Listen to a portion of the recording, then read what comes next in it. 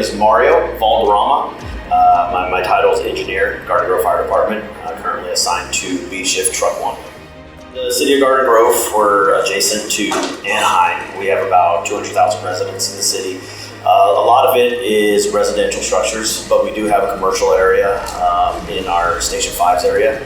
So we've got a mixed pot. We also have a freeway, major freeway, the 22 freeway that runs through the city that we respond to a lot. So combined with residential as well as freeways, we have a couple hospitals in the city or adjacent to the city. So we have a lot of potential for fire danger or life safety in this city. The challenges that we face are not knowing our population. On paper, we have 200,000, a population of about 200,000.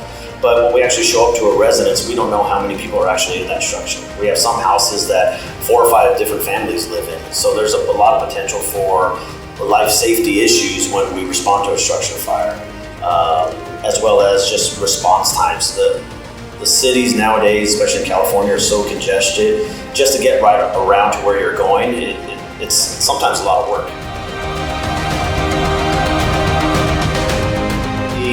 In the city of Garden Grove or Garden Grove Fire Department, we typically follow an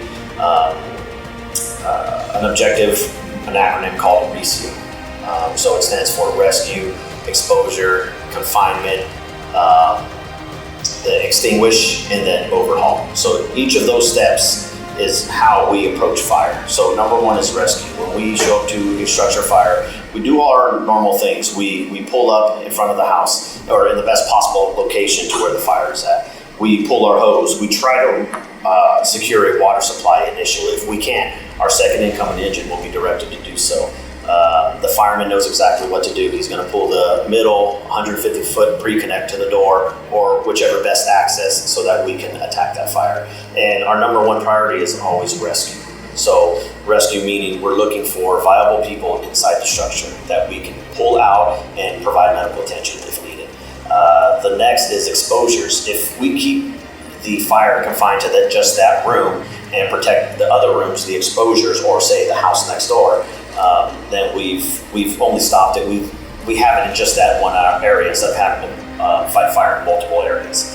The next is containment.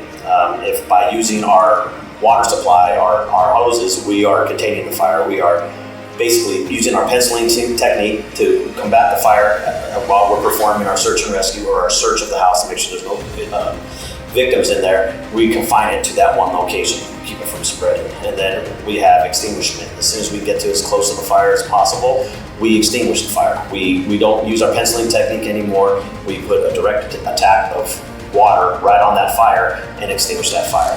And then after that is overhaul. Basically, we look for any extension of fire. We start pulling ceiling. We take down drywall. We do whatever we have to do until we find good wood in that structure and we know it hasn't burned past this point. And with that, coordinate it with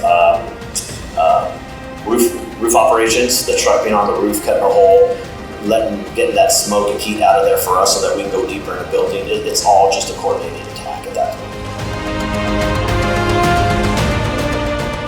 As we're making entry into a structure and we're using our penciling technique, we're using our penciling not only to cool the environment above us, but we want to use small amounts of water because we don't want to disrupt the thermal layer. Because if we disrupt the thermal layer that's creating the stratification, we're pushing that heat back down ourselves. So if we do that, we're only making the conditions worse for us. So by using our penciling, we're using the expansion of water, which is 1700 to 1, the particulates to cool that environment above us. It's not going to extinguish it, but it's going to keep it cool so that it never reaches that mixture and potentially flash on us until we can get to the seat of the fire and then put water directly on it. We have a hydraulic charts that all our engines carry, plus all our engineers carry. So it's kind of like cookbook engineering. We have everything diagrammed out so we know exactly what we're getting at that pressure. So when we pull up on scene with that 150 pre-connect that we pulled, I know at the drop of a hat, I'm pumping the engine at 135 PSI. That gives me 100 PSI for the nozzle to get the most effective stream. And then for that 150 feet of hose, the rest of it's friction loss. If I'm pumping the bumper line, our front bumper line. I'm pumping that at 115 psi, and that's only a 75-foot piece of hose, which is less friction loss, but my nozzle is still 100 pounds. But I know right then and there, I don't have to do any calculations. I know exactly what I'm getting out of that nozzle. With the automatic nozzle, it just takes the guesswork out of it. We've got our chart built in, and we know we're going to get 125 psi at this pressure for this pre-connect. We just pump right to it, we're ready to go.